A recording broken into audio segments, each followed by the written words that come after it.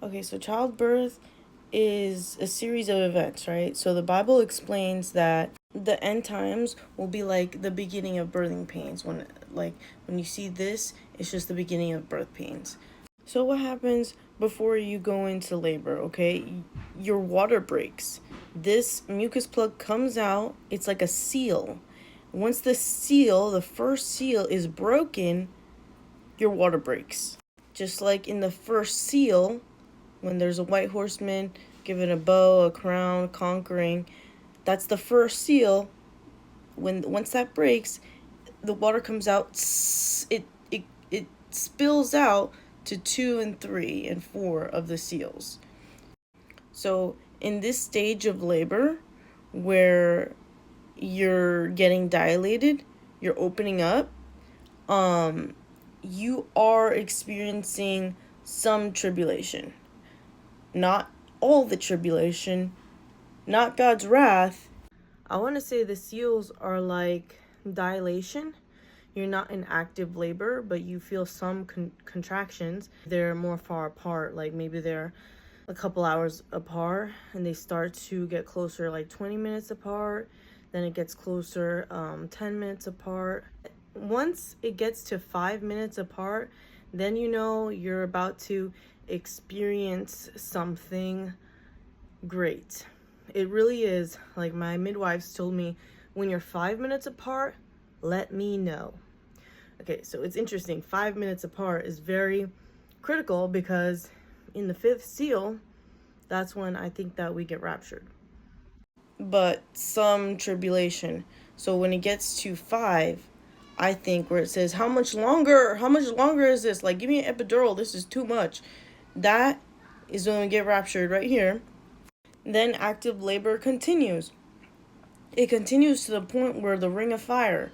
The ring of fire is when the head is popping out and crowning in the out of the, like this stage right here. You see that? The head's popping out. That part hurts like hell. That part is probably one of the worst parts of childbirth. Some people might experience tearing. So let's compare that to here, the 7 trumpets. So each of the 7 trumpets, they give off like a warning, and some of it is like the water turning blood. All right, let's go in order. The 7 trumpets in Book of Revelation, the earth is burned a lot. 1/3 of the earth is burned. 1/3 of the sea and fish and ships like turn to like red and like blood. And then the third one is water, poison, woodworm, sun, moon, and stars being darkened. 5th is locusts, torture, 5 months from the bottomless pit. 6 is like, so you get the point. I'm just trying to point out that it's different than the seals and different than the 7 cups of God's wrath.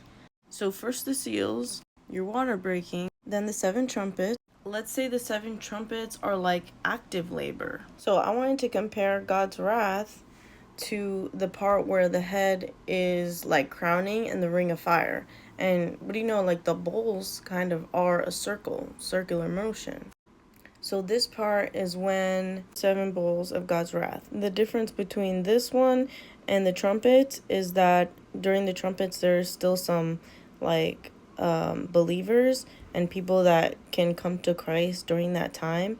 During the 7 bowls of God's wrath is only the people who have taken the mark of the beast left. And it says the first thing that happens is afflict those who accepted the mark with like sores, and then after that the sea turning blood, and all creatures die. All. So not 1/3 anymore, all of them. So number 3, it keeps going. Rivers turn to blood.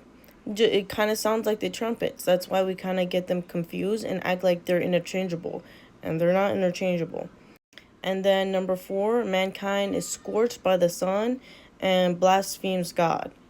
The only people that would do that left are the people that are going to the bad place.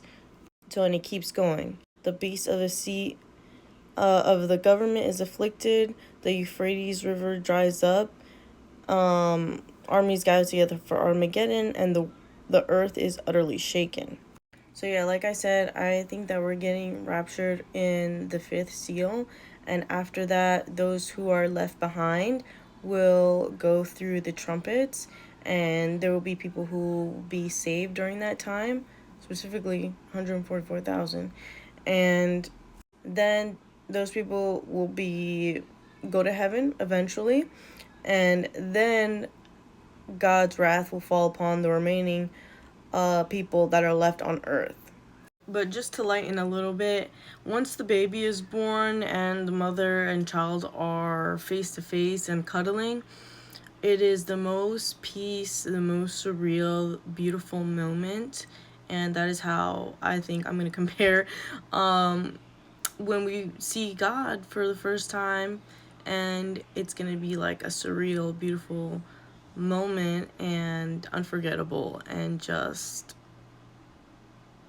amazing for those who believe in Jesus. So if you do not believe in Jesus, believe in Jesus today, so the wrath of God does not remain on you. All right, have a blessed day. Also, this is for entertainment purposes only, and nobody is making me say that. TikTok.